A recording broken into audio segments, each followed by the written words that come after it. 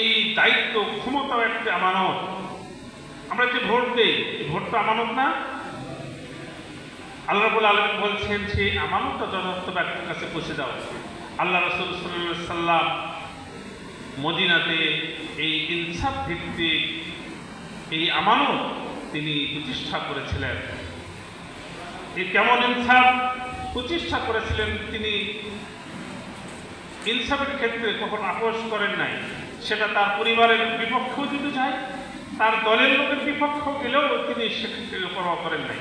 আপনাদের জানা রয়েছে, সূরা নিসার মধ্যেই তো রয়েছে যে ওই এক ইহুদি এবং এক মুসলিমের মধ্যে যে একটা বিবাদ বাঁধল, আল্লাহ রসুলের কাছে যখন গেল সেই বিচারটা, আল্লাহ রসুল সব শোনার পরে ওই ইহুদির পক্ষে রায় দিয়েছেন না? ওই মুসলিম কিন্তু সেটাকে গ্রহণ করতে পারেনি, তাই না? তিনি স্থানী বিচার আবু বকর রাদিয়াল্লাহু আনহুর কাছে গেছেন, পরে ওমর রাদিয়াল্লাহু আনহুর কাছে গেছেন। এই যে আল্লাহ রাসূল সাল্লাল্লাহু আলাইহি ওয়াসাল্লাম ইনসাফ প্রতিষ্ঠা করেছেন।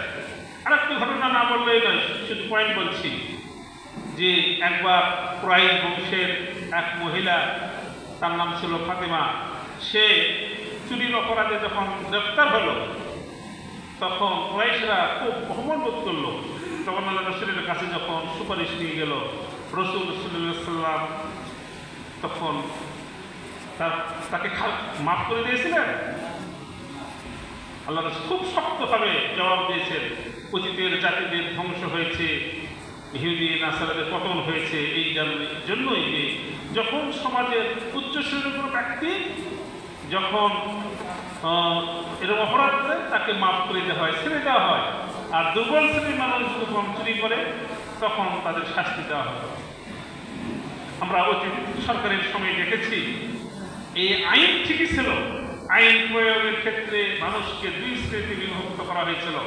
এক শ্রেণী ছিল আইনের ঊর্ধ্বে, আরেকটা শ্রেণী দুর্বল যারা, তাদের উপর দমন নিপীড়ন করা যায়।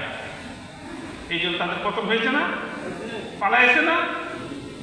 আল্লাহ রাসূল সাল্লাল্লাহু আলাইহি ওয়াসাল্লাম এখান থেকে জাতিকে রক্ষার জন্যই ইনসাফ ভিত্তিক সমাজ এবং রাষ্ট্র প্রতিষ্ঠা করেছিলেন এই মাদানী যুগে।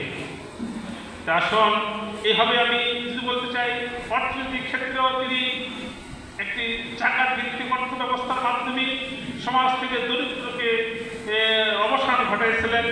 সুদ ভিত্তিক অর্থ ব্যবস্থাকে দূর করার জন্য তিনি সুদকে হারাম ঘোষণা করেছেন আল্লাহর পক্ষ থেকে নির্দেশের মাধ্যমে। এভাবে যুদ্ধের ক্ষেত্রেও তিনি যুদ্ধ করছে যাদের প্রতিপক্ষ